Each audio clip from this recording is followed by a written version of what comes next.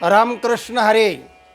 सज्जन हो, आज आपणा पुढे यात काय संशय अशा अर्थाचा व्हिडिओ सादर करीत आहे.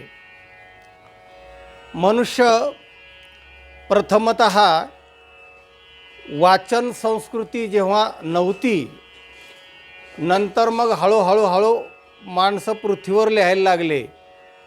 नंतर मग भूर्जपत्र आले, टाक आले, दौत आली, असा हळूहळू प्रगत होत गेले. शिलालेख लिहू लागले पुढे, टाकीने असे शिलालेख. अशी वाचन संस्कृती हळूहळू प्रगत होत गेली.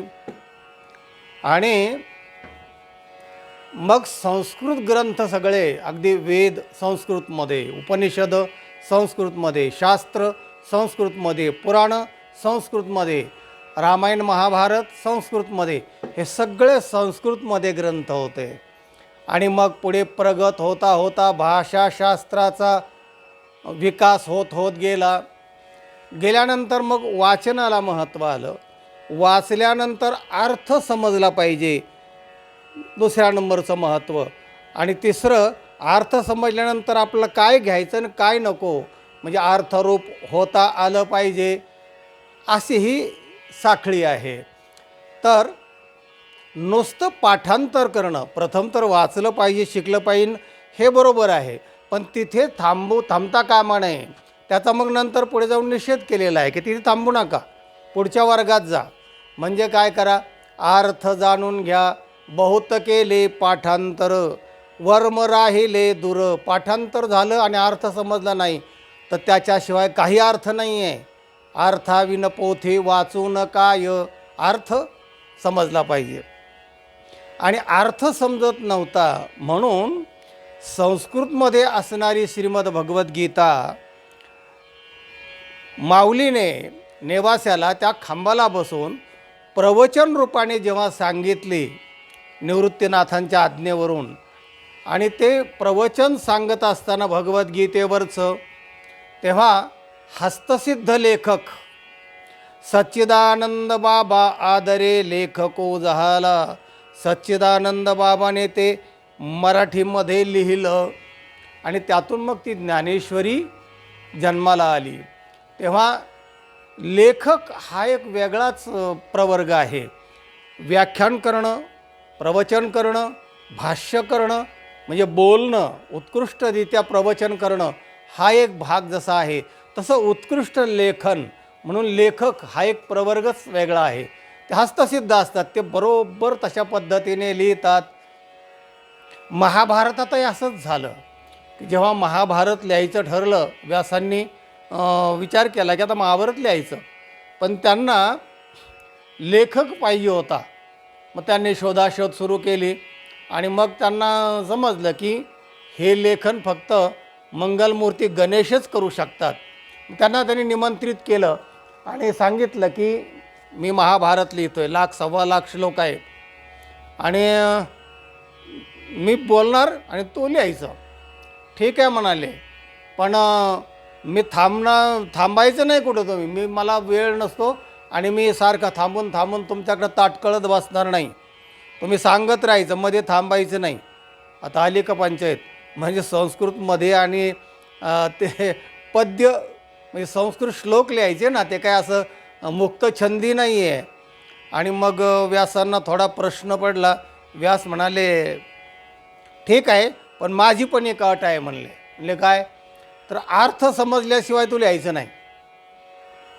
मंगलमूर्ती थोडा विचार करायला लागले आणि म्हणले ठीक आहे.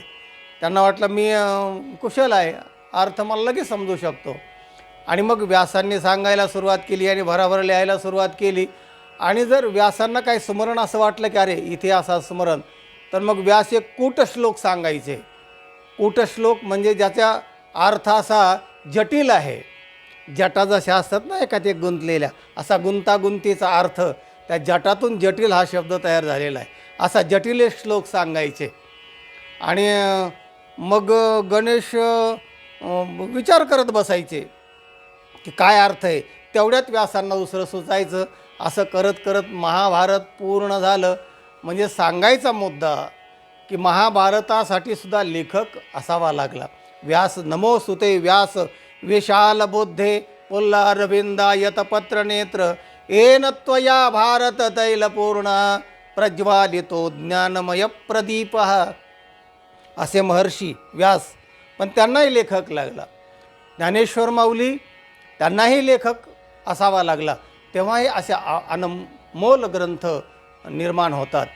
तेव्हा सांगायचा मुद्दा असा की अर्थ सांगणं हे जसं महत्त्वाचं आहे, तसं तो अर्थ शब्दामध्ये बांधणं म्हणजे लिहिणं हेही तितकंच महत्त्वाचं आहे.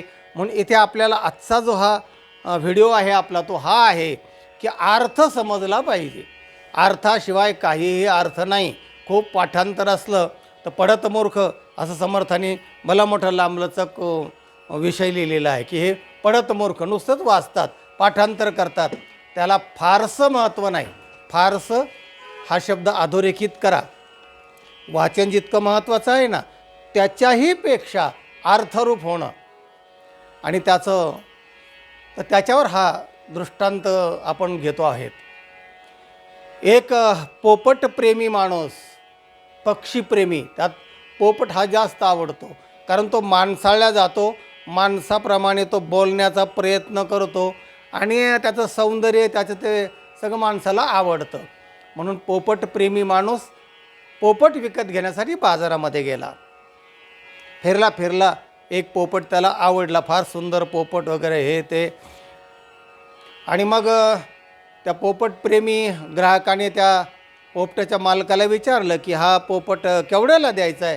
तो म्हणला 100 रुपये किंमत आहे याची. तो पोपटप्रेमी म्हणला, हो फार होते 100 रुपये किंमत. तो म्हणला फार नाही, हा पोपट ना अत्युत्तम बोलतो म्हणाले, अचूक प्रश्नाची उत्तरं देतो, हा साधा पोपट नाही आहे, हा इतर पोपटापेक्षा याची स्पेशालिटी वेगळी आहे. म्हणले असं ते कसं काय? तर म्हणले बघा आता 100 रुपये तुम्हाला जास्त वाटतात ना? म्हणले हो. मग या पोपट्यालाच विचारा तुम्ही की तुझी किंमत 100 रुपये बरोबर आहे ना? तर झालं, त्यांनी विचारलं, राघोबा तुझी 100 रुपये किंमत बरोबर आहे ना? तर ते पोपट म्हणला, यात काय संशय? कारण या माणसाने त्याला एवढं शिकवलं होतं, यात काय संशय? राघोबा असं म्हणलं की यात काय संशय, यात काय संशय, त्याला सारखं सांगून तेवढा शब्द त्या पोपटाने पाठ केला होता आणि तेवढंच तो बोलायचा.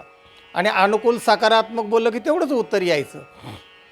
झालं, पोपटाने असं अचूक उत्तर दिल्यानंतर तो पोपटप्रेमी माणूस एकदम प्रभावित झाला. त्याने 100 रुपयाची नोट काढून देऊन टाकली आणि आनंदात त्या घरी घेऊन आला पोपटाला. बायकोला सांगितलं, हे बघ अरे पोपट आणलाय बघ म्हणाले, आणि हा पोपट म्हणजे विशेष बोलतो. हा. बायको म्हणाली म्हणजे काय? म्हणजे तू विचार म्हणाले. तर बायकोने विचारलं, राघोबा तू बरोबर उत्तर देतोस का? तर मला यात काय संशय? अरे म्हणले बरोबर बोलतं आहे हा. मग मुलांनी विचारून बघितलं तर ते बरोबर उत्तर यायचं. आणि मग ते प्रभावित झाले. आणि मग काय रात्री त्या पोपटाच्या प्रेमाचं, पोपट बोल का पोपट सगळ्या गावामध्ये झालं. मित्र आला तिथं, त्या पोपटप्रेमी माणसाचा मित्र. आणि त्याच्या लक्षात आलं की अरे हे प्रभावित झालेले आहेत आणि पोपटाला एवढं शिकलेलं दिसतं आहे. तेव्हा ही फसलेली गाडी दिसते आहे. तेव्हा मित्र म्हणाला, अरे तो याची 100 रुपये किंमत देऊन फसलेला आहेस. तो मला नाही, पोपटच उत्तर दिलं पोपटाने बरोबर की माझी किंमत 100 रुपये आहे, यात काय संशय, असं उतरला. तर मग मित्र म्हणाला, अरे तो बोलतोस ना तर ते खरं नाही आहे. बघ म्हणाले, मी तुला पोपटाला प्रश्न विचारतो, विचार म्हणाले. तर मला, राघोबा माझा मित्र 100 रुपये किंमत देऊन फसला ना, मला यात काय संशय? अरे म्हणले, अरे ते तू चुकीचं उत्तर दिलं. हां. तर माझा मित्र अतिशय मूर्ख आहे ना, म्हणजे यात काय संशय? अरे हा तर म्हणतो मग विरुद्ध उत्तर देतो आहे. असे 2-3 प्रश्न विचारल्यावर मग त्या पोपटप्रेमीला वाटलं मी पुरा फसलो. आणि मग संत म्हणतात की तसं पाठांतर केलेला माणूस तेवढंच बोलतो, पण त्याला त्याचा अर्थ माहिती नसतो. शिकविले तैसे पढो जाणे पुंसा. पुंस म्हणजे पोपट. शिकविले तैसे पढो जाणे पुंसा, परे नाहे दशा साच अंगी, शिकविले तैसे. तो शिकवलं तेवढंच बोलणार. आणि तेच तुकोबाराय म्हणतात. इतरांना सगळ्यांनी जेव्हा सांगितलं त्यांना की तू वेद नाही वाचायचे, संस्कृत नाही बोलायचं, अमुक नाही, महाराज म्हणले वाचायचं आणि पाठ करायची काय घेणं नाही आम्हाला. वेदाचा तो अर्थ आम्हासेच ठावा. अर्थ आम्हाला माहिती आहे, अर्थ महत्त्वाचा असतो, हे घ्या लक्षात घ्या. वेदाचा तो अर्थ, अर्थाशिवाय काहीही अर्थ नाही. अर्थ समजला पाहिजे आणि नंतर तिसरी स्टेप आहे अर्थरूप होता आलं पाहिजे. वेदाचा तो अर्थ आम्हासेच ठावा, एराणे वाहावा भार माथा. पाठांतराचं भार, ग्रंथाचे भार तुम्ही माथ्यावर वाहा. अर्थ फक्त आम्हाला माहिती आहे. आणि वेद अनंत बोलला अर्थ येतो काचे, काढीला विठोबासी शरण जावे, निजनिष्ठे नाम घ्यावे. त्याचा अर्थही काय आहे ते मी तुकोबारायांनी सांगून टाकला की नाम घ्या असं वेदाला म्हणायचं आहे. म्हणजे याचा उदाहरणार्थ अर्थ असा होतो की अर्थ महत्त्वाचा आहे, पाठांतर महत्त्वाचं नाही. हे तुकोबारायांना सुचवायचं आहे, हे शास्त्रांना सुचवायचं आहे. आणि म्हणून आजचा हा जो व्हिडिओ आहे तो आहे यात काय संशय. असा पोपटला शिकवलं तेवढंच तो बोलतो, तसं वाचन करायचं आणि पुढे अर्थ जाणून घ्यायचा, हे महत्त्वाचं आहे. हा व्हिडिओ इतरांना पाठवा, लाईक करा आणि चॅनलला सबस्क्राईब करा. रामकृष्ण हरी.